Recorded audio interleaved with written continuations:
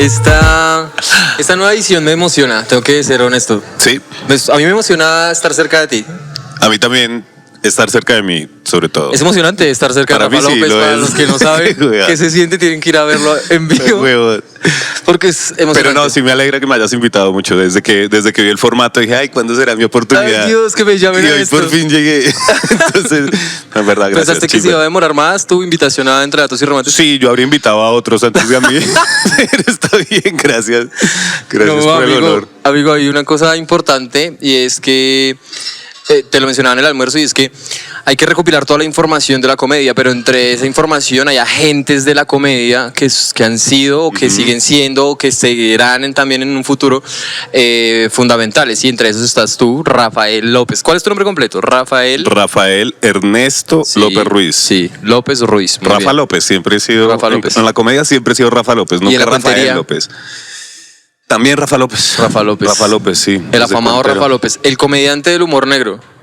Sí, digamos que ahora obviamente hay unos exponentes del humor negro muy reteñidos de negro. Yo tengo unas zonas grises, digamos. En negrilla. Ahora hay unos que son negros, renegros, hoyos negros, pues. Bueno.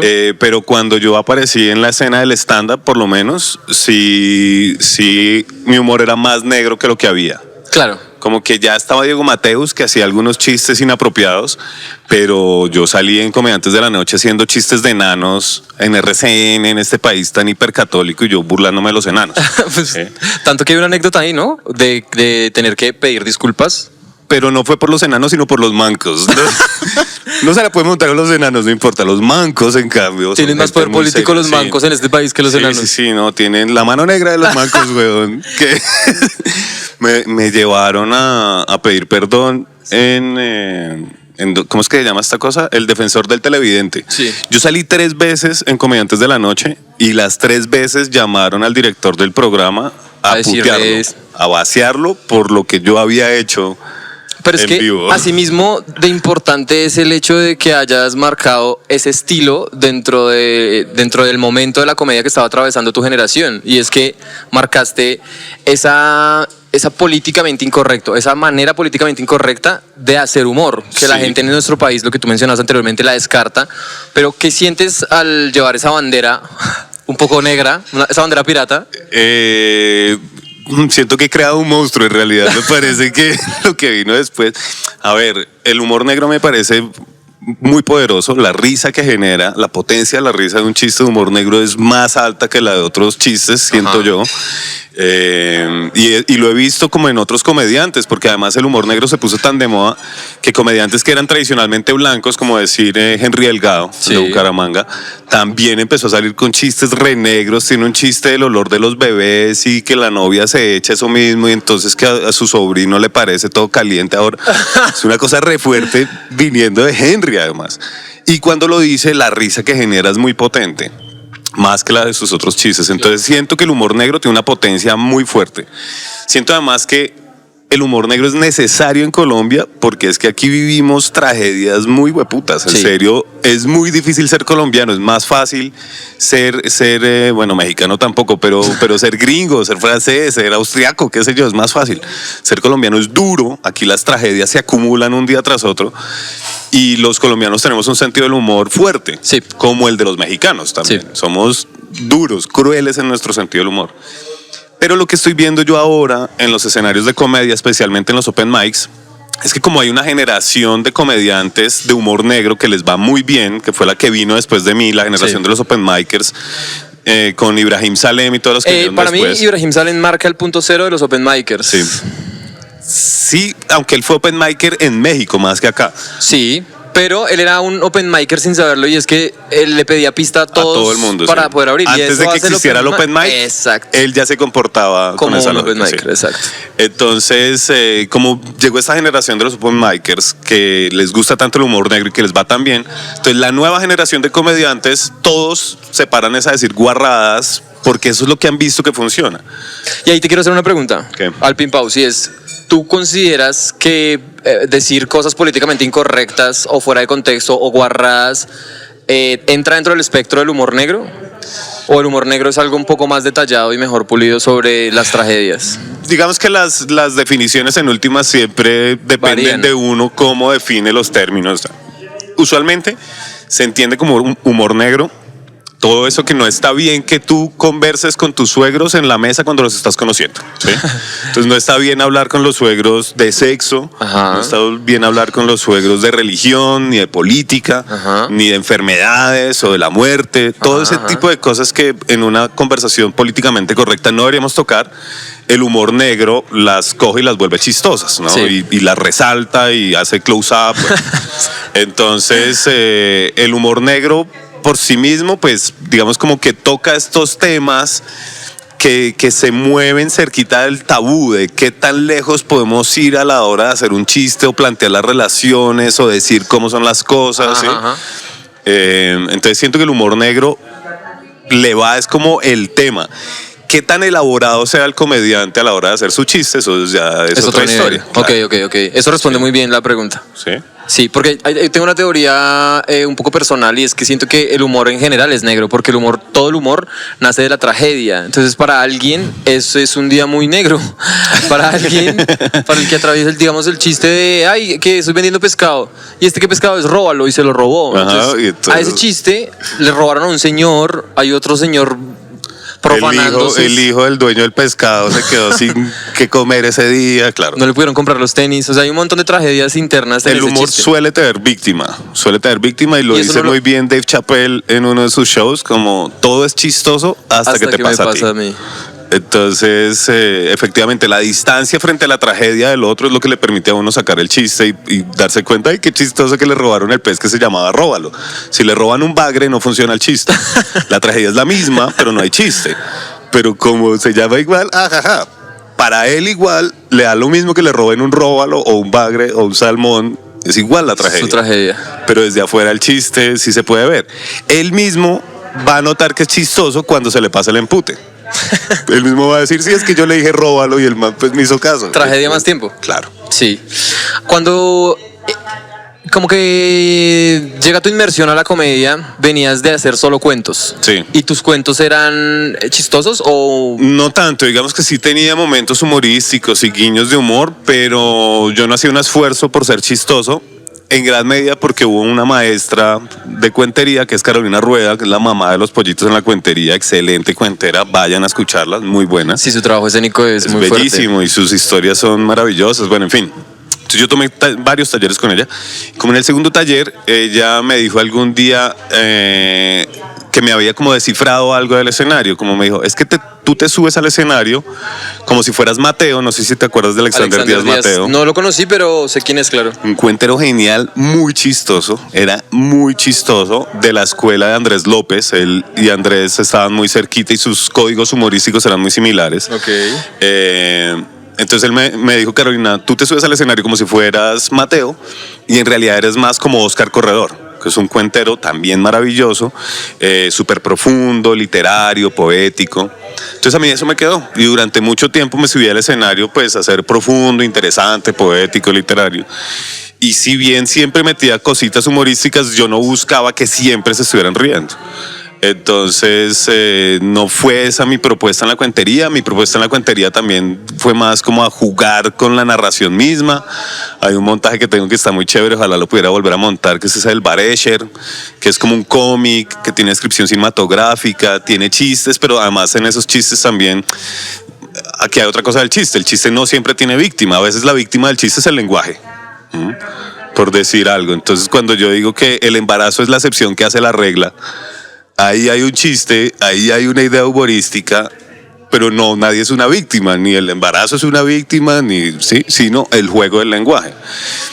Sí, lo que sucede con esto siempre en el humor es que hay una expectativa de lo que debe suceder y esa expectativa se frustra. Sí. Cuando se frustra esa expectativa, a veces la respuesta es la risa, ¿ya? Entonces, cuando tienen que tratar bien a una persona y le dicen algo feo, el público puede reírse. O eso, escuchar a un niño diciendo groserías. Es una estupidez, pero el niño diciendo ay paputa es muy chistoso. Primero, porque el niño no debería decir groserías. Y segundo, porque las dice mal. Porque si el niño dijera malparido, hueputa. Todo bien dicho, uno se ofende y ya no le risa. De pronto se golpea al niño. No, O sea, claro, como, a ver. puta chino grosero. Pero si te dice mapadito y puta, entonces ahí ya es chistoso y sí. Entonces sí siento que en el humor igual no siempre hay víctima. En el humor negro sí. Ya. Se trata un poco del humor negro de la situación de víctimas. Pero además, si le metemos como esoterismo al humor negro y a la risa misma, el humor negro es una herramienta precisamente para ayudar a las víctimas a superar el trauma. Ok. Hay un amigo mutuo que es Nico el Rasta, amigo de Ibra, que se va a graduar de psicología y estamos hablando de eso el otro día para su proyecto de tesis. Y está interesado en ver cómo los comediantes pueden coger un recuerdo doloroso o vergonzoso o aterrador y convertirlo en algo chistoso. Y cuando uno es capaz de hacer eso, es súper liberador. Total. Y si alguien dentro del público está ahí escuchándote a ti hacer chistes de sillas de ruedas. Se libera contigo. Y él mismo estaba enfrentando esa situación, un familiar o algo, se libera contigo.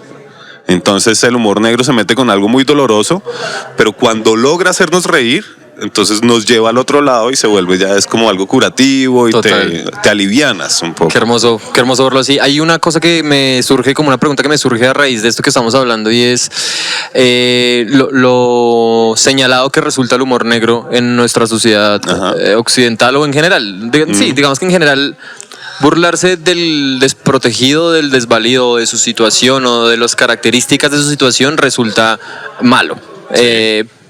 Pero si se analiza desde la forma en la que tú nos estás diciendo, incluso desde una forma psicológica, hay un verdadero poder de transformar algo negativo en algo positivo, literalmente. O sea, la tragedia en este caso por medio del chiste, pero como la sensación incluso tanto personal como de la audiencia. Entonces, si vamos a esa lógica, tú como comediante has logrado atravesar tus propias tragedias por medio de tus chistes negros, o sea...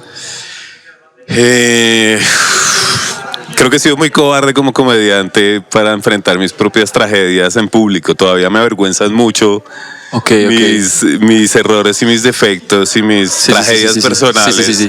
Como para ponerlas en escena. Yo me he metido con cosas más satíricas. Últimamente estoy haciendo muchos chistes como acerca de Dios y la religión y la Biblia, que no hablan directamente de una experiencia personal, pero responden a mi experiencia familiar también. Total. Y es que en el pueblo en el que mi papá creció, el cura que llegó era un tipo retardatario que vaciaba a mi abuela desde el púlpito porque mis tíos y mi papá estaban estudiando en Bogotá, siendo ellos de un pueblito. Entonces, desde ahí hay una sensación, desde la historia de mi papá, hay una sensación de que la religión y el catolicismo han atrasado a este país y por eso yo quiero hacer chistes de eso, para que la gente deje de creerle tanto a los curas solo porque lo dijo el cura, sino, no, pero es que la Biblia dice un poco de sandeces que es con pinzas, ¿ok? Entonces, creo que me falta todavía. ¿Sabes dónde he logrado hacer eso? En mis frustraciones amorosas. Ok. Y sí me pasó, lo recuerdo mucho, un show en el que yo el viernes terminé con mi novia y el martes había show en el R101 y ese día en el show yo pude desfogar un montón de dolor y resentimiento y cosas que me estaban pasando en la relación, hablando acerca de las relaciones. Ese día hice chistes que nunca repetí. Hablé acerca, pero porque yo ni siquiera estaba haciendo chistes, yo estaba conectado con drenar, manifestando una cosa por dentro que me tenía muy catarsis. Mal. Ahí fue muy fuerte y se repitió un escenario muy similar. Tiempo después, también en el R101, un día que el lunes me había terminado mi novia y el martes, el día siguiente, tenía show, pero yendo para el show en la bicicleta, un carro me atropelló y me tumbó de la bicicleta. No. Entonces, grave. No fue grave, pero pues fue un golpe de puta. Nunca me he cascado tan duro en la bicicleta. Y además tenía el celular descargado, a Gonzo le habían cancelado uno de los comediantes estelares recientemente y estábamos hablando de lo mal que era que un comediante cancelara a última hora, entonces yo tengo que llegar hasta allá. Lo logré, llegué hasta allá y con el público me saqué también todo ese empute de lo que me estaba pasando. Y el público me amó, weón. El hecho de que me hubieran terminado el día anterior y que me hubieran acabado de atropellar, esa desgracia. Hizo la catarsis grupal. Hacía que todos me amaran. Esa noche fue genial. Ya se acabó el show y me fui para mi casa a ducharme y a llorar en la ducha. Fue curar mis heridas. Estuvo fuerte ese llanto. Así fue, digamos, lo que más catártico ha sido para mí ha sido con el tema del amor y las relaciones, que además personalmente es lo que más me atraviesa. Yo no tengo en verdad miedo del éxito, o si tendré éxito o no, o la fama, o la pobreza, nada de eso me inquieta demasiado, lo normal, no demasiado. Pero el tema del amor, en cambio, sí me atraviesa y me cuestiona constantemente. Entonces, se ha manifestado también en la comedia. Bueno, muy bien. Cuando tú tienes la llegada a la comedia, tienes un golpe de suerte, por decirlo de alguna manera, y es que te llaman a Comediantes de la Noche casi que tu segunda o tercera parada como comediante. Así fue, tal cual. Cuéntanos de eso. Así fue. Eso es un golpe de suerte, pero también una selección natural, como que la sociedad misma pedía tu tipo de humor. Qué lindo ponerlo así, me gusta. Yo no quería hacer comedia, en realidad. Yo estaba feliz con la cuentería y siendo profesor universitario. No pensaba en el escenario como una forma de vida, sino como un hobby. ¿Y ahora que lo es, igual te gusta? Sí, claro, me encanta. Es difícil, toca guerrear, toca hacer más cosas, pero me encanta. Okay. Entonces, yo estaba de profe y eventualmente contaba cuentos, y un día me invitaron a hacer una función en un bar cerca de mi casa. Era muy cerquita para decir que no, y yo estaba muy pobre para decir que no. Entonces no quería ir porque en los bares tocaba hacer reír a la gente y mis cuentos no eran tan chistosos. Entonces me tocaba gastar mucha energía, subir mucho la voz, tú sabes, tocaba botar mucha energía. Y en los bares hay borrachos y los borrachos no son tan buenos para escuchar un cuento que tiene ideas filosóficas o juegos de palabras. ¿Sí? Entonces sufría mucho y yo no quería, pero acepté por la necesidad en la que me encontraba. Y tenía tanta pereza de ir que pasé por la casa de un amigo y me fumé un porro con él. Yo nunca me había subido al escenario bajo los efectos del cannabis. De nada, o sea, siempre había pasado a contar cuentos absolutamente sobrio. ¿Y era parte de como un ritual personal o algo así como...? No era como que estuviera prohibido ni nada, pero pues simplemente nunca lo había hecho. Pero ese día fumé, me fui para el show. Llegando al show pasó de verdad eso de que iba cruzando la calle y un enano iba caminando enfrente mío y yo pensé que chistoso sería saltarlo y salir corriendo. Entonces llegué al bar riéndome de esa idea, se la conté al programador, que era David García. Ajá. Se rió. Entonces le pregunté, bueno, aquí cómo es la vuelta, y me dijo, no, aquí toca hacer reír. Y yo, bueno, vamos. Entonces me subí, ya me habían estado coqueteando desde la comedia, porque yo conocía a Gonzo, yo había compartido el apartamento con Diego Mateus, entonces también estábamos cerquita, conocía a Camargo, aunque no éramos tan cercanos. Sobre todo Mateus y Gonzo me habían dicho como, prueba la comedia que te va a gustar, y yo, no, eso va a hacer reír, qué pereza. Qué cosa tan re filósofo. Ahí no se puede decir nada, los cuentos en cambio sí tienen, la comedia guacal.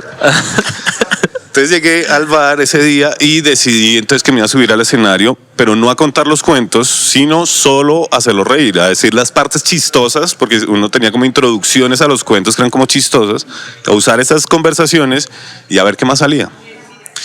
Y no, bueno, pasé allí con esta cosa de querer hacer reír a la gente y ando fumado, y fue genial. Había muy poquito público ese día, pero estallaron duro en risas, me interrumpían para aplaudir, dije cosas en el escenario improvisando que estallaron durísimo, y el chiste de los viscos de hacerle así, nació esa noche también y estalló durísimo. Entonces yo quedé ahí ya como prendado de la comedia, de esa energía, de una. Y entonces de una llamé a Mateus y le dije, marica, probé el stand-up y quiero más. Entonces a los... quiero hacerte una pregunta acá que me nace de tu expresión de verte hablar de comedia y saber que también fuiste cuentero, y es, ¿alguna vez sentiste lo mismo con la cuentería? ¿O fue más fuerte con el impulso de la comedia? La cuentería genera esto en las primeras paradas, digamos, una adrenalina también muy fuerte, y genera pues emociones intensas.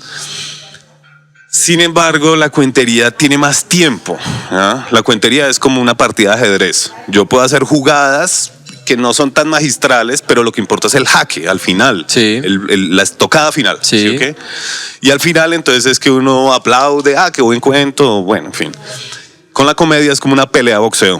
Sí. No hay tiempo de nada y cada puño que mandas y que no conectas se nota. No es como, no, esto era un parte de mi jugada. ¿No? ¡Ay, te iba a pegar! Se notó, weón. Se notó que lo mandaste. ¿Creíste y le que diste te iba a al aire. pegar? Ya. Entonces, la comedia es muy adrenalínica. ¿No? Ok. La respuesta del público es inmediata. Sí. Y lo que le genera a uno la risa es muy potente. Más que la tensión o los suspiros o el llanto. Oh. Claro, la risa es orgásmica. Sí. En verdad es muy intensa. Y es muy energética, es uno de los momentos como cumbre del desborde de energía de un humano. Entonces, imagínate un grupo Claro. de humanos desbordados en risa. El llanto se puede como callar, llevarlo hacia adentro. La risa es explosiva, efectivamente, expansiva, ¿ya? Se contagia, es muy potente.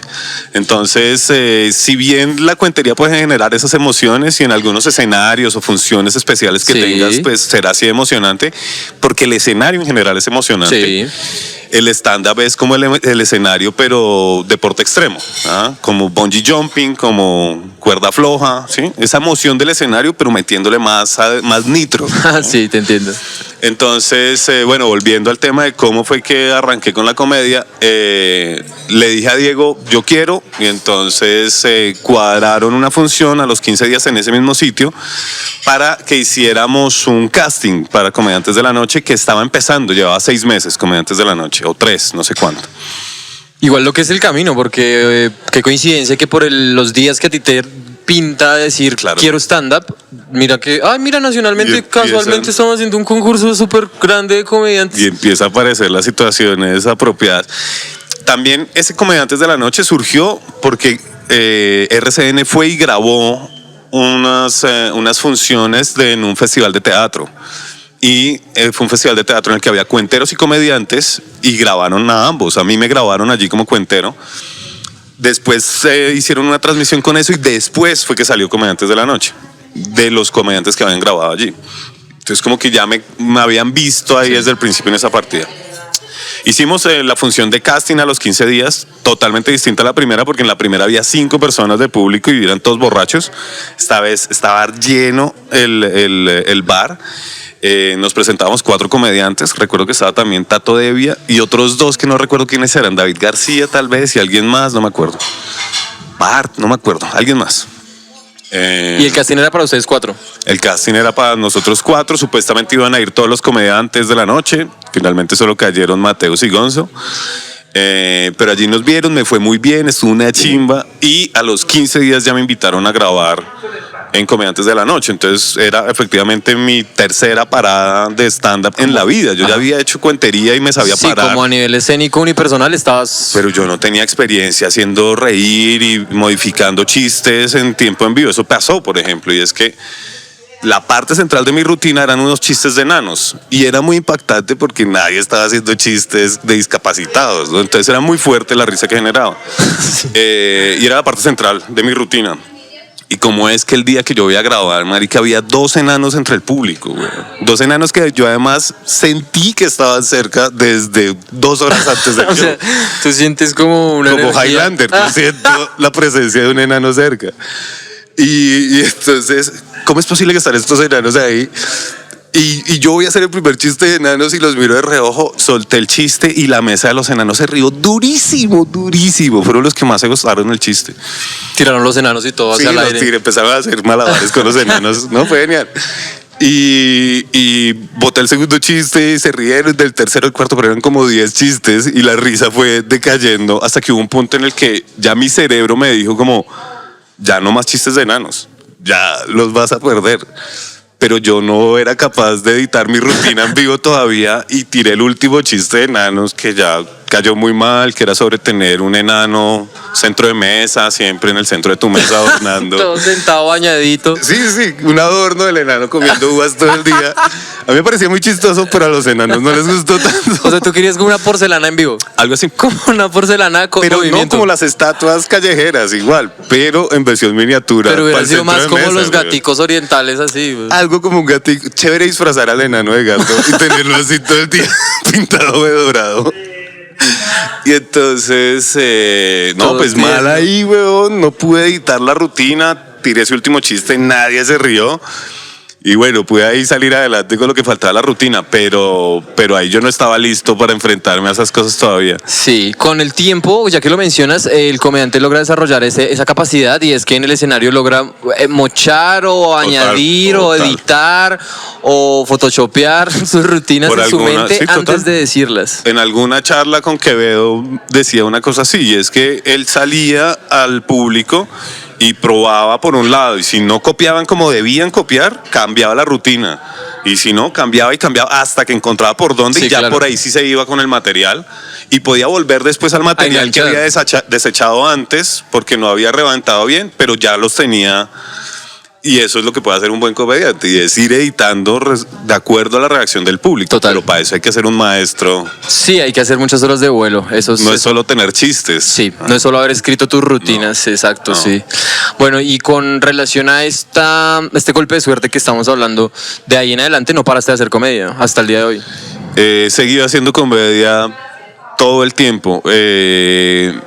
Después, sí, he contado con fortuna porque he estado cerca de otras personas que están conectadas. Entonces también estuve ahí en una temporada en el Teatro Leonardus, que eran los comediantes de la noche presentando a unos nuevos comediantes, entre los cuales estaba Ricardo Quevedo, antes de que él entrara a ser parte De los del comediantes de la elenco. noche. Entonces sí, he tenido mucha suerte de estar allí como vinculado, y yo mismo pues también he generado espacios y me he mantenido activo. Realmente la comedia se me incrustó así muy profundo en una función en Cali. Ajá. Hasta ese momento para mí esto era un hobby y era Derivado chévere. de tu labor como cuentero y de tu carrera. Sí, como lo cuentero. disfrutaba y me parecía bacano, Ajá. pero no era una opción de vida. Hasta una función que hubo en Cali con Juan Giraldo, Ok. en Lumao. Sí, Café Lumao. Café sí. Lumao. Ese fue uno de los clubes más representativos de Colombia en un punto incluso. De los primeros en Sí, Cali. de los primeros. Pero Y eso en hacer pasa. circuito Y es que y- surgen y duran un tiempo y se mueren, eso pasa. Entonces teníamos función allá en Lumao, éramos 4 comediantes, yo era el invitado nacional, ¿no? Recién empezando. Entonces era el que cerraba la noche. Pero ya estabas mojando cuco en comediantes. Sí, ya había salido en comediantes, ya estaba en la temporada esa que te dije tan chévere, bueno. Esto es 2012 en realidad, comediantes fue en el 2010. Ajá. Entonces llevaba como 1 año y medio haciendo comedia. Y tenía un chiste nuevo. Tenía un chiste que quería probar. Y no sabía qué tal iba a salir, ¿no? Pero lo tenía ahí engatillado. Y esa noche estuvo durísima, güey, fue horrible. Llovió, hacía mucho frío, había muy poquito público, estaban re mal esos caleños, no se reían, no aplaudían, nada. Cero salseros. No, cero. Nada. Es que la lluvia y la salsa no pegan. Claro, lluvia con nieve sí. O sea, si hay perico y sí bailan los caleños, pero si es solo lluvia, ya no. Entonces estaban ahí, cero actitud de baile. No querían ni reír ni aplaudir nada. Pasó el primer comediante cuyo nombre no diré. Nadie se rió. Nunca. Ni por compasión. Ni una risita. Nada de empatía, Nada, ni una tos tirando a risa, ni. Nada, güey, No. nada. Bueno. Ni nada. Segundo comediante, igual, cero risas. Pasó Juan Giraldo y ya sacó unas risas. Y pasé yo, weón, y desde el primer chiste estallaron, se rieron de una manera que no había pasado hasta el momento. toda la noche. En toda la noche. Se rieron muy duro y entonces, bueno, estuvo una chimba, tal, los llevé, improvisé, dije una cosa y dije la otra. Y cuando llegó el momento de decir este chiste, que es eso de venirse en la cara a una persona y taparse.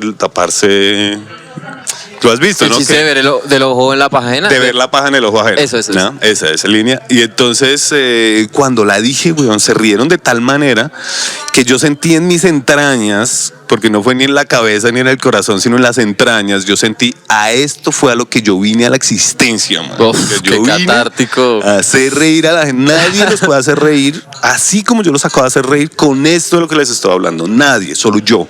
Fue una epifanía, una Fuego certeza. interno, güey. sí. Yo nunca en la vida había sentido una certeza de ese calibre.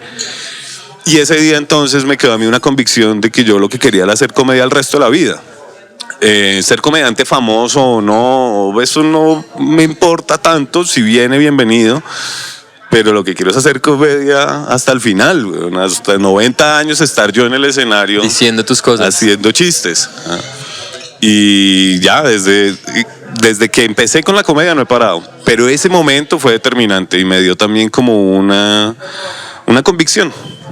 Que además también me llena de paciencia. No necesito que los resultados sean inmediatos. Porque es que yo estoy haciendo esto es porque me gusta mucho. Sí. Y ya. Sí, creo que tiene todo que ver. O sea que en esa función te conectas pues con el espíritu más relevante de la comedia y decides abandonar la cuentería, o en algún momento volviste a hacer cuentería. Yo me alejé mucho de la cuentería porque en un principio fue lo que me enseñaron los maestros también a los que escuché, especialmente Camargo y Gonzalo Valderrama. Y te decían, aléjate del cuento y vete a la risa. Pues sobre todo porque es que hay una cosa muy difícil de entender y es que el tono del cuentero no le sirve al comediante. Y el tono Y viceversa. Sí puede haber cuenteros que suenen como un comediante, Bueno, pero como en unos momentos del cuento, no le sirve Tú para... dices que el histrionismo y este romanticismo por las palabras y la literatura que se caracteriza en la contería no es tan funcional para un comediante. Es que si yo te digo, en ese momento todo quedó en silencio y él se dio cuenta que era su única oportunidad, ahí te estoy hablando en un tono de cuentero, y como es como un cuento, tú me copias y está bien y no es ridículo, pero si te digo, marica, ahorita que venía para acá en mi bicicleta, volteé a mirar y de repente, ya el tono suena como, ¿qué te pasa, güey? Nadie habla así. Sí. Nadie habla así, es ridículo. La comedia necesita un tono coloquial, Jovial. conversadito. Ajá. Entre más charlado mejor, y tú lo sabes, que cuando Sí. eres capaz de soltar el material y charlarlo, decir conversadito el material, está ya mucho más duro. Y además, una cosa que descubrí en esa temporada que te mencioné allá en el Leonardo's, que fue muy chévere porque fueron tres meses, fueron 33 noches de temporada. Aparte que Leonardo es un teatro divino, güey. Una nota, 300 sillas, Sí, bellísimo. no, Una bellísimo, nota de sí, esa sí. temporada fue genial.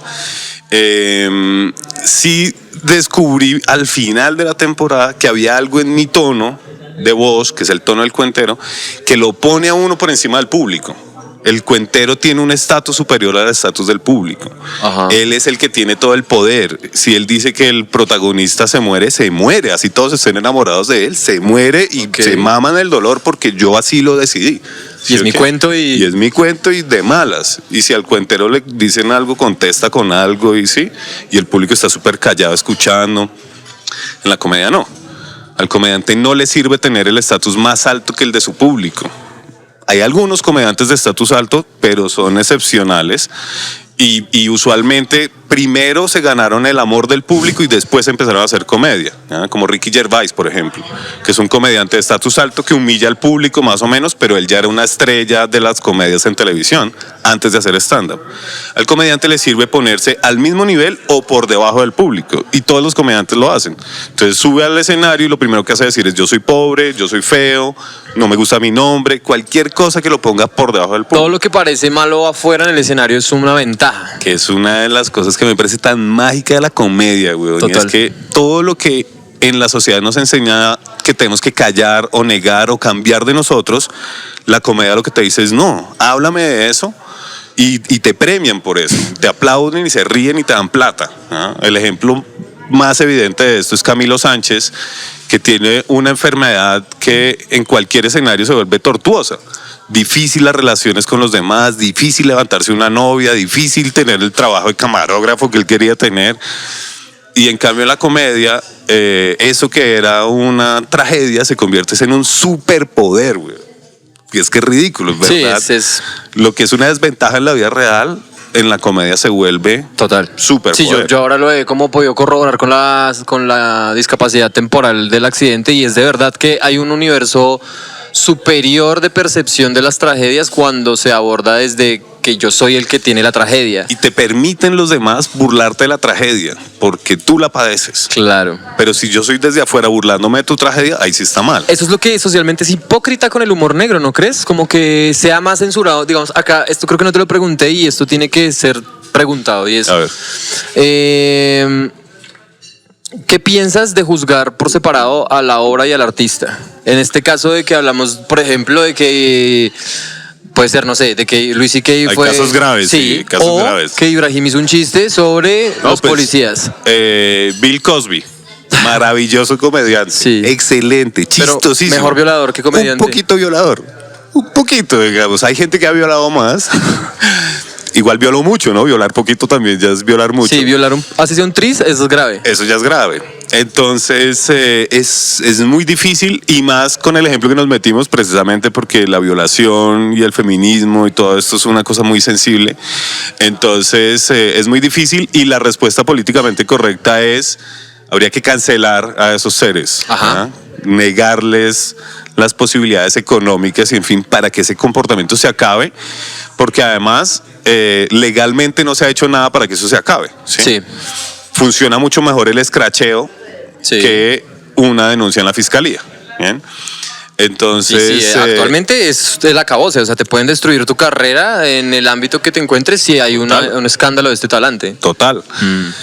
Tampoco pasa tanto como los hombres lo decimos, ¿sí? Que hay ahorita un caso de un profesor, no sé si es de la Distrital, que tiene 131 denuncias de acoso sexual.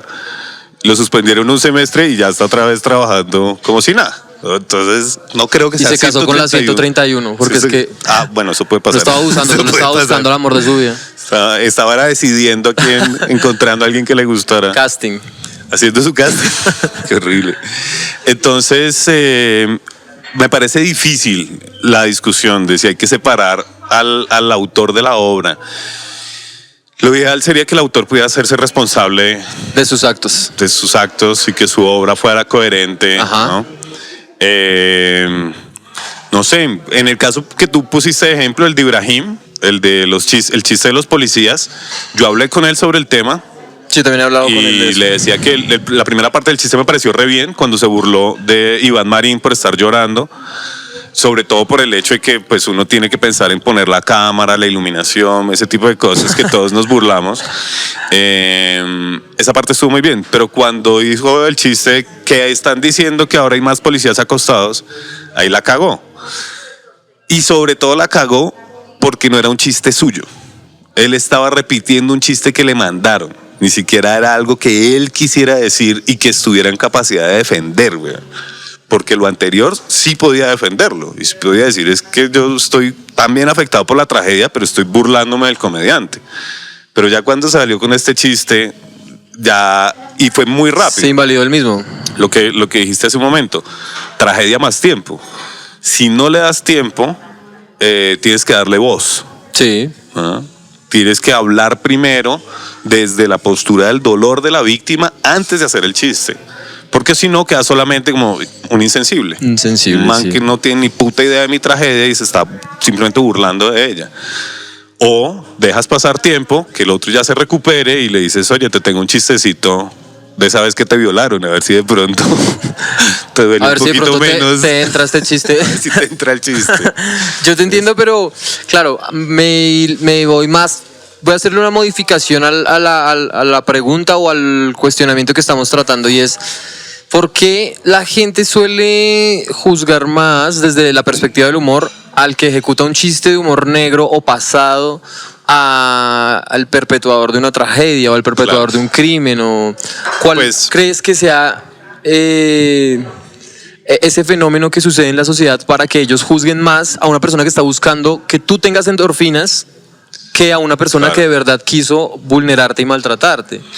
Pues de entrada porque la víctima, sigamos con el ejemplo de la violación, que es tan duro, pero por eso nos va a servir, que la víctima de una violación escucha el chiste de violación y difícilmente se logra reír del chiste. Si está bien armado y contextualizado y se logra reír, esa persona no se enoja. Esa persona dice, gracias, bien, me aliviaron un poco de mi dolor. Pero cuando el chiste no está tan bien armado que la víctima no llega a reírse de él, entonces ahí ya hay que ver cómo es que lo estamos manejando. Ahora, hay otra cosa, y es que si tú hablas de tus propias tragedias, nos queda más fácil que te burles de otras tragedias, ¿ya? A lo bien, por eso el bufón podía burlarse del rey. Porque Sí. evidentemente el enano al que le tiraban tomates pichos era el que tenía el estatus más bajo de todos y por eso podía reírse de todo a su Y alrededor. creo que la hilaridad nacía de ahí mismo, que era el estatus más bajo riéndose del estatus más alto. Entonces, Claro, porque además súper irrespetuoso que el bufón le diga al rey que es un narizón, ¿verdad? Por decir cualquier cosa. Entonces, creo que esa es una de las lecciones de la comedia aquí, como conversando contigo, que se me ocurre ahora, y es que si eres capaz de subirte al escenario y exhibir tus propias tragedias y defectos, te permitimos que te burles de otras tragedias y defectos, así no sean tuyos. Tú seguro lo has visto. Ahorita hablando de Sí. que estás cojo, puedes decir más vainas. muchas y te más. las aceptan. Muchas más. ¿Ah? Solo porque estás cojo, weón. Qué envidia. Ya sé. Solo por una Yo sé, es atropelladita que ahí. yo pedí este accidente por eBay y me llegó hasta hace poquito. Ah, se tardó un poquito la entrega. Sí, yo pero- quería más material de otros índoles. Bueno, bien, pero ahí te dieron material. Ahí Uf. vas. Me dio material, gasas, antibióticos. De nada. De nada, dice la diosa de la comedia. Sí. Ahí me anotas. Mira, con relación a la producción de comedia también tú has estado de frente con eso, con la gestión. Creo que Ajá. nace también de tu misma conclusión personal de que esto es lo que quieres hacer el resto de tu vida. Ajá. Y por ende nacen muchos formatos. Bueno, recientemente lo más Hay relevante. una cosa ahí que te quiero apuntar de eso, que tiene que ver con por qué hago las cosas así como las hago, y es algo que llaman jardinería kármica.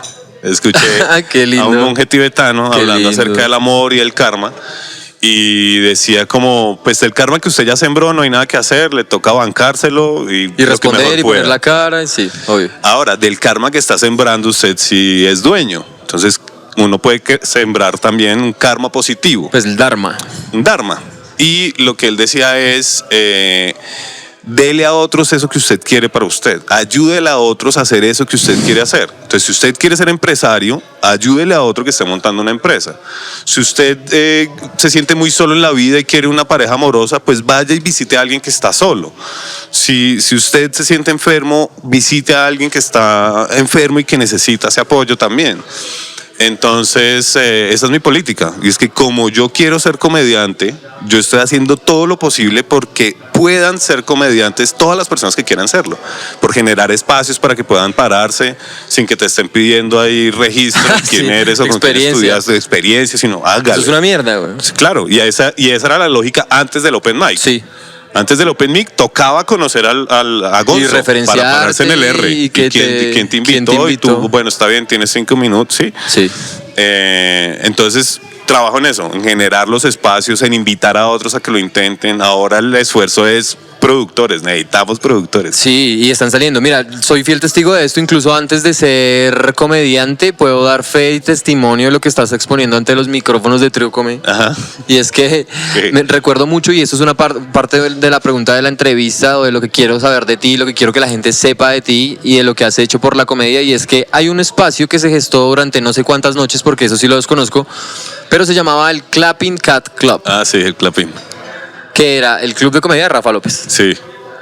Con noches random de muchas. Yo después de salir de trabajar iba a verte, iba a verlos, iba a ver a muchos comediantes. Recuerdo particularmente una noche con Cata, con Lucho. Bueno, los vi esa noche a ellos y como que, obvio, uno saca sus propias conclusiones del comediante y de los comediantes.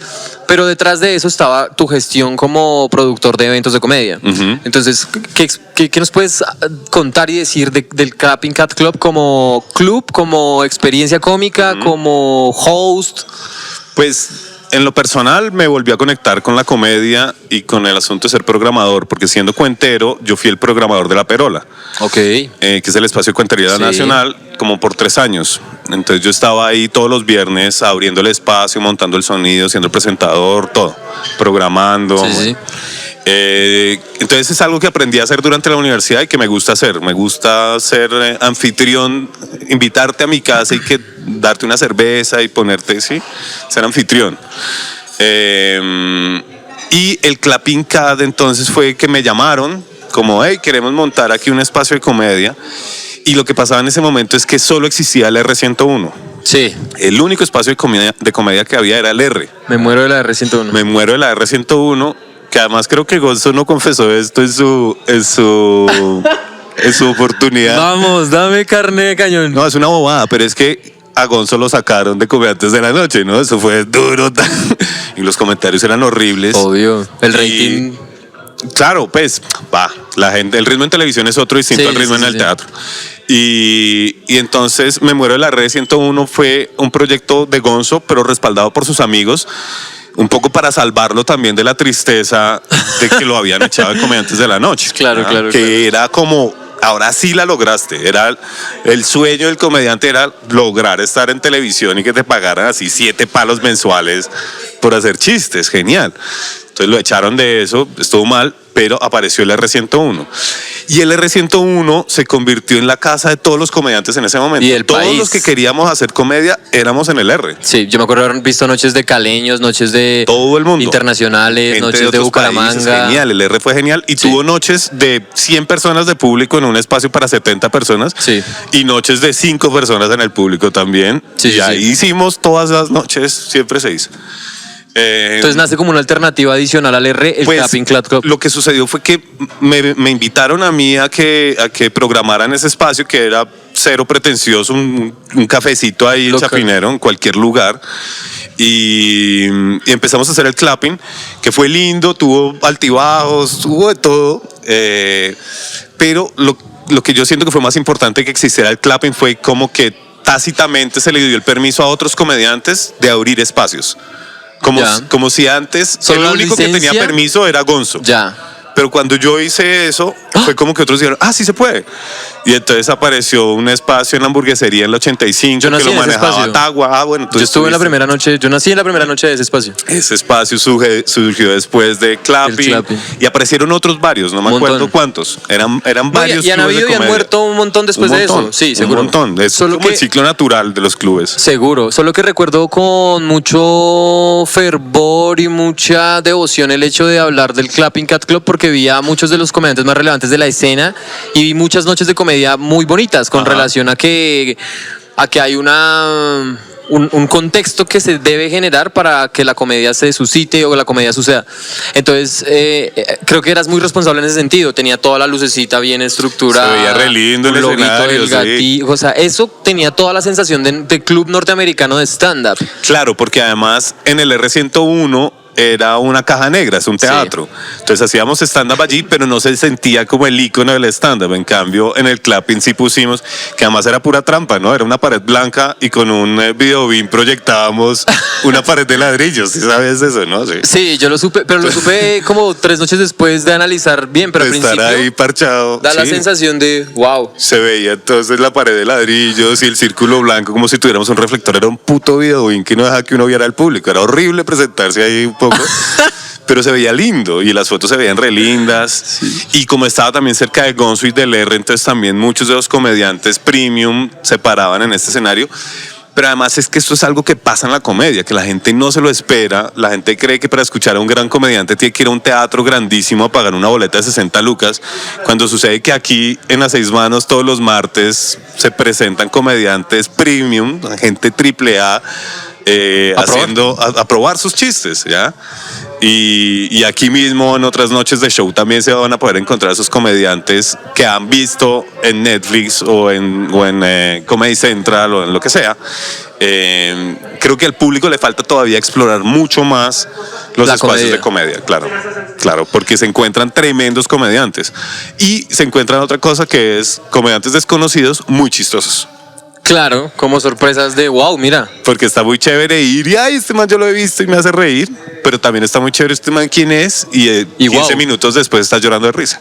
Quiero saber ahora quién es y ya lo sigo y tal. Claro, entonces el clapping fue muy bonito, tuvo unos momentos muy chéveres, hubo un parche muy bacano ahí moviéndose.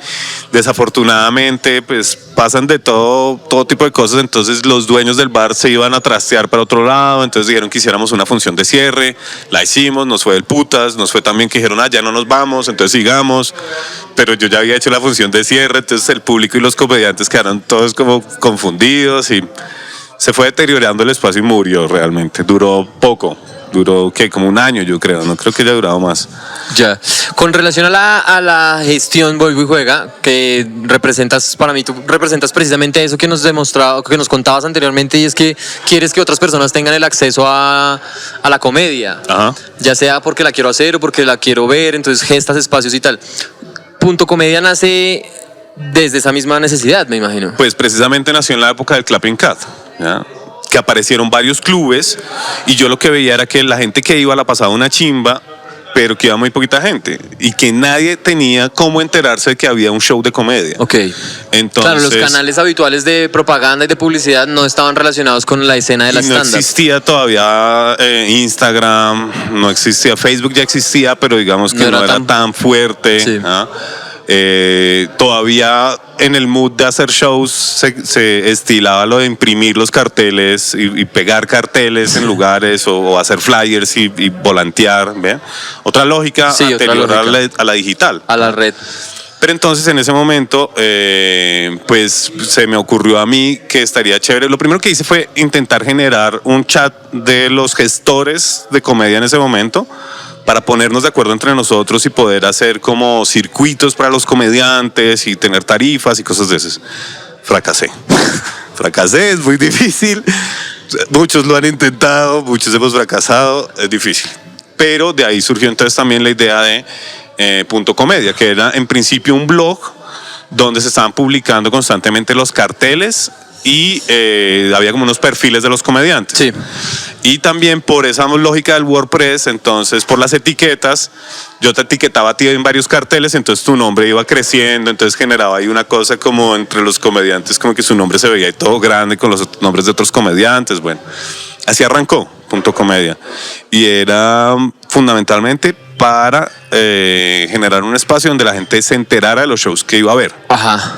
Como una comunidad de información sobre la comedia. Exacto, exacto. En Bogotá además, porque pues era mi nicho. Pero eso fue en el 2004 y ya han pasado 7 años, 2014, perdón, ya han pasado 7 años. Y esto ha ido creciendo, ahora se ha convertido en una cuenta de Instagram que tiene ese mismo motivo fundamental, que es promocionar los shows, pero también estamos montando ahora la tiquetera para vender online y estamos generando, es una tecnología que le permite a los comediantes gestionar sus shows, a los productores. Ajá. Publicarlos, venderlos online, generar sus bases de datos, hacerle mercadeo a sus shows, en fin. Entonces, pues huevón, Punto Comedia fue una idea que empezó así como muy románticamente y en el proceso de este último año de pandemia se ha convertido en una empresa con Cámara y Comercio, con responsabilidades, en convocatorias, han pasado muchas cosas, está creciendo mucho. La idea está pegando, cada vez siento que hay más gente interesada en Punto Comedia, en otros. A ver, pasa esto y es que los comediantes que ya están posicionados no necesitan a Punto Comedia. Claro. Porque ya tienes un aval del público o de las productoras o de los escenarios. Sí. Pero los nuevos comediantes sí necesitan un respaldo que diga bien por lo que estás haciendo, chévere tu espacio, la comedia. Y siento que Punto Comedia está generando esa dinámica. Okay. Y de estar constantemente compartiendo los carteles de todas las productoras y generar conectividad. Vamos a ver qué más sigue pasando con Punto Comedia. Yo lo que me sueño es una cosa muy grande. Por ahora está buenísimo, o sea, por ahora yo que he sido cliente de Punto Comedia he podido gestar y recibir la plata de manera virtual, o sea, la gente ha podido comprar mis entradas de manera virtual y ver la programación de mi evento desde Punto Comedia. Entonces siento que por ahora el cometido o la idea original de lo que querían hacer se ha logrado. Ahí va. Sí, bueno, total. Ahí va. De hecho, eso es una idea bastante internacional en el sentido de que hay muchos otros nichos, tanto en Estados Unidos como acá en Latinoamérica, donde ya se vende online hace mucho tiempo el tema de la comedia. Entonces nosotros necesitábamos pues como ese impulso tecnológico, digamos. Sí, pero además nosotros no queremos solamente vender las entradas, que es lo que hemos visto que pasa en Chile o en Argentina, ¿no? Como que hay unas tiqueteras digitales, sí, y que eso además es cada vez más fácil realmente. Sí. En Equidad y Plata ya lo solucionan. Sí. O puedes montar una página de internet y ponerle una tienda virtual a tu página y es sencillo. Sí. Pero nosotros lo que queremos ser es el punto de encuentro digital de la comedia.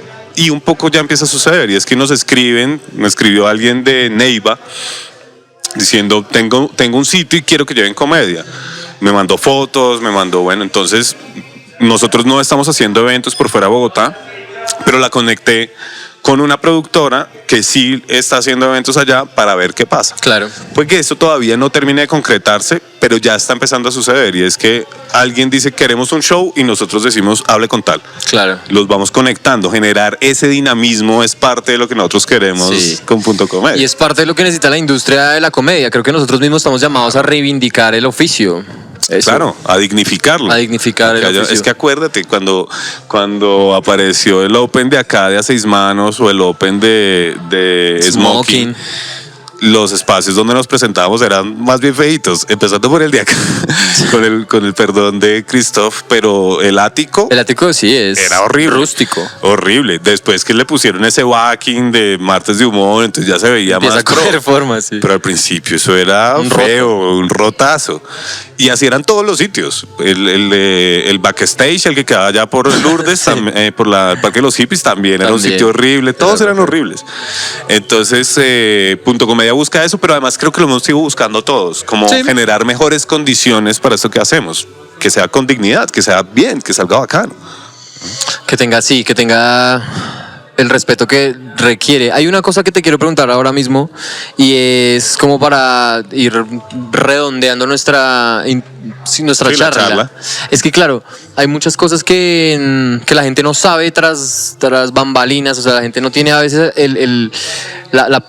la información, cierto que simplemente es la información de cómo funcionan los circuitos a nivel interno y cómo funciona, digamos, en este caso nuestro gremio de la comedia. Supongo que hay cantantes que se reúnen a hablar de música y a gestar también sus propios eventos, pero en este caso fundamental, que es la comedia, o en este caso particular más bien que fundamental, es la comedia, y es, tú has tenido como la necesidad personal como comediante de generar, digamos, otra industria aparte de lo que ya es, digamos, el Toma tu Tomate o otros formatos de comedia, o por ahora sientes que con la generación de Toma tu Tomate estás como completo a nivel de producción? No, completo no. Obviamente tengo muchas más ideas de formatos y cosas. De hecho, con Diego Mateus, que nos reunimos ya hace rato, botando ideas nuevas acerca de Toma tu Tomate, nos craneamos otro formato que quisiéramos hacer, que además cumple la misma característica. Estamos pensando que nos gustaría que Toma tu Tomate no fuera solamente un formato, sino una productora creativa. Okay. Caracterizada por generar formatos en los que el público goza y el comediante sufre. Ok. Que es una situación, al público le gusta, ver a alguien en el escenario enfrentando una dificultad. Entonces, si hay más ideas, pasó esto, y es que con la pandemia se aceleró todo, tú lo has notado. Y Toma tu Tomate pasó de ser un show que sucedía una vez a la semana, ahora está pasando 3 veces a la semana en 3 escenarios distintos, entonces eso me ha exigido más. Pero no, obviamente yo quiero generar otras cosas dentro del mundo de la comedia. Me pasa esto también, y es que todo lo que hago tiene que ver con la comedia, así no todo lo que hago tenga que ver con el escenario. ¿Sí? Sí, te entiendo. Sí, te entiendo. De entrada estoy trabajando con Ibrahim escribiendo una película. Ajá. Que evidentemente es en comedia, porque es lo que a mí más me gusta, la comedia. Ese es mi código. Y si bien esto no es stand-up, pues es una película escrita por comediantes que además queremos también que la actúen comediantes, que es otro peldaño en la industria de la comedia, y es comediantes haciendo cine, no solamente haciendo stand-up o haciendo podcast, que son programas de entrevistas, sino también cine o series de ficción o eso. Entonces, eso, por ahí aparecieron esos guiones. Y eso además me llevó a escribir otros guiones también con una parche de comedia, pero ahora hablando acerca de la diabetes, cómo poder transmitir una información que es tan seria y difícil para que sea amena, y puede que esa información no tenga ni la estructura ni el ritmo de una rutina de stand-up. Seguro. Pero tiene remates y tiene juegos de palabras y tiene cosas para hacer que alguien que está enfrentando diabetes tipo 1 en su vida reciba la información y sea amable y se divierta y la registre, ¿no? Entonces, creo que en últimas los espíritus creativos y las mentes creativas son creativas donde sea que estén, ¿sí?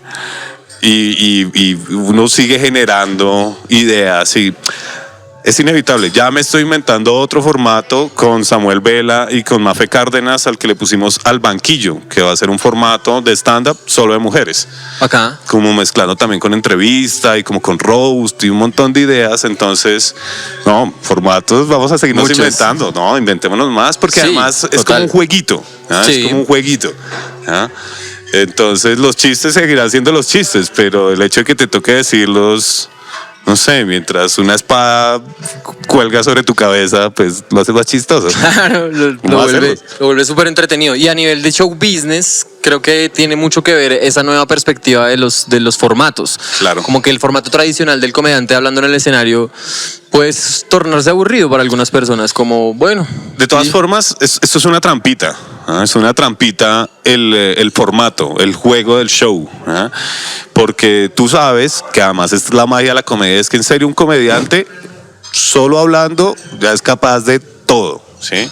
Y si es muy bueno, en verdad, parado encima de un ladrillo con un megáfono, te hace un showzazo.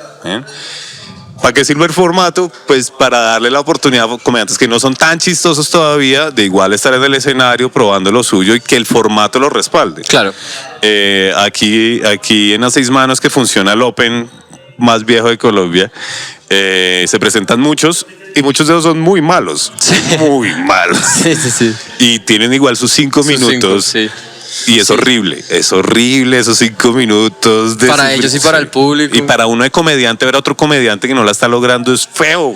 Pero mira que yo dejé de sufrir y empecé a aprender con eso. Como que cuando ves a alguien que no sabe bailar y tú dices, yo me muevo mejor y no vuelvo a hacer este movimiento. Este movimentico es el que no pega. Qué horrible, sí. Ahí está, y es que uno puede aprender donde sea. Sí.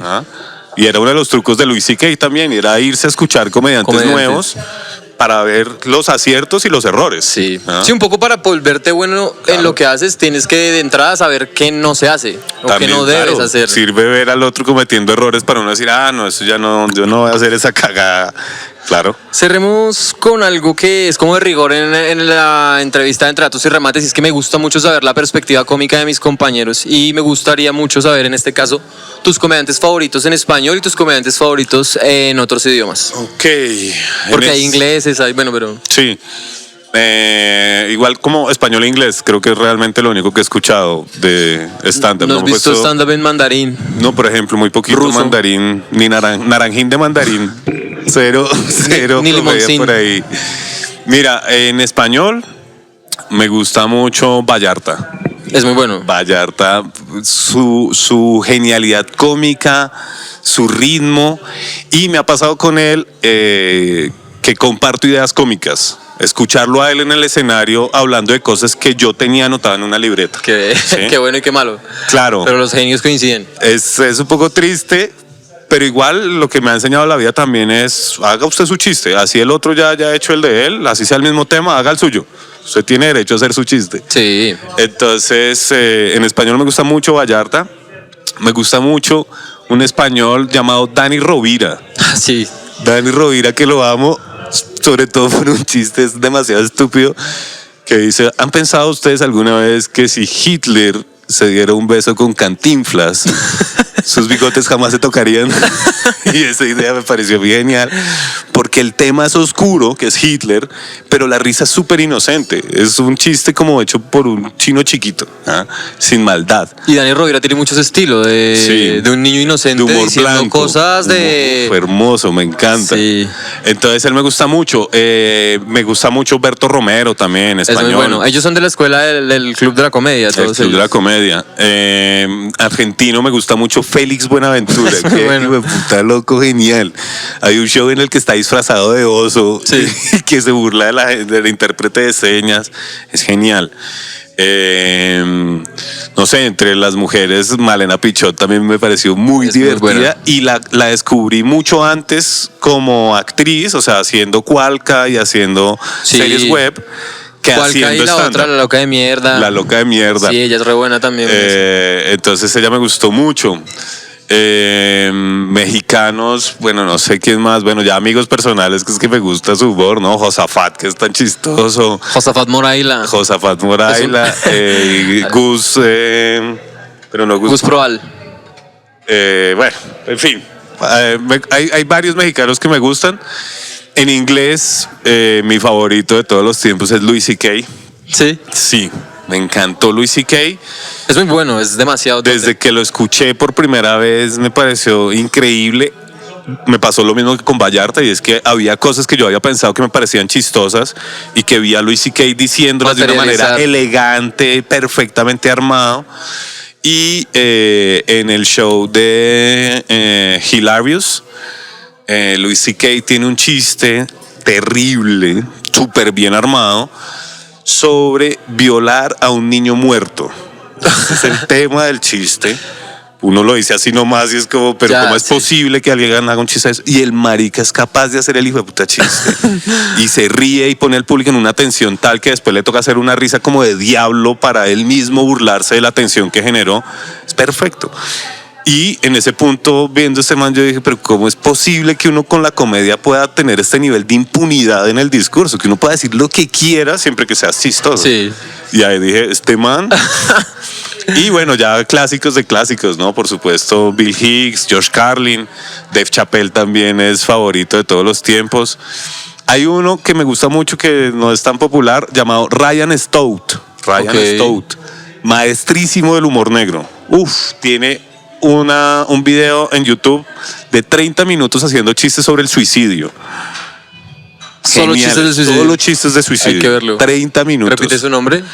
Ryan Stout, S-T-O-U-T. Stout. Genial, ahorita te paso ahí el link. Buenísimo. Sí, diría que esas son como mis influencias, pero además hay miles comediantes más que uno ni conoce. Dave Attell es uno que me mostró. Dave Attell es muy bueno. Davis me lo mostró y genial. Él es escuela, genial. Él es escuela en Estados Unidos. Brian Regan. Brian Regan. Me encanta, bueno. Ryan Regan. Louis Black, ¿ya escuchaste Louis Black? ¿Has visto la rutina de Ryan Regan sobre los niveles de dolor del 1 al 10? Sí, de que llega él al hospital teniendo que manejar, sí. Es demasiado. Me encanta. Dolor de parto es 10, yo no estoy sintiendo un dolor de parto, tanto como pero 10. Igual sí quiero que me atiendan. Si digo 2 no me van a atender, o sea, 8 tal vez puedes decir. Rafa, para terminar, esto también es un cliché, pero es necesario también para la gente que nos sigue, para la gente que quiere saber más sobre la comedia de Rafa López. ¿Qué viene? ¿Qué vas a hacer? ¿Qué quiere hacer Rafa López ahora con el post-pandemia? En la post-pandemia, pues mira, definitivamente hay que seguir haciendo crecer los escenarios. Estamos de acuerdo. Y si bien es cierto pues que yo ando en mi camino personal de mi propia comedia, estoy seguro de que el esfuerzo más grande que estoy haciendo ahora tiene que ver con Punto Comedia y con fortalecer esto. Es posible que me salga otra vez un camello ahí en productor de juegos. Sí. Que eso siempre está muy divertido. Me aleja un poco de la comedia, pero me da músculo financiero. Y músculo creativo, Rafa. También, me da otras experiencias. Entonces vamos a ver qué pasa. Mañana tengo la cita de trabajo. Si sale todo bien, entonces espero poder como invertir parte de ese dinero en fortalecer las empresas que ya tengo. Sí.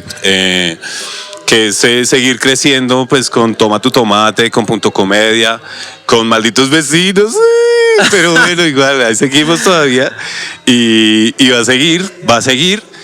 Se tenía que tirar la entrevista, ¿no? Pero esto lo pueden editar igual, esta parte la pueden quitar.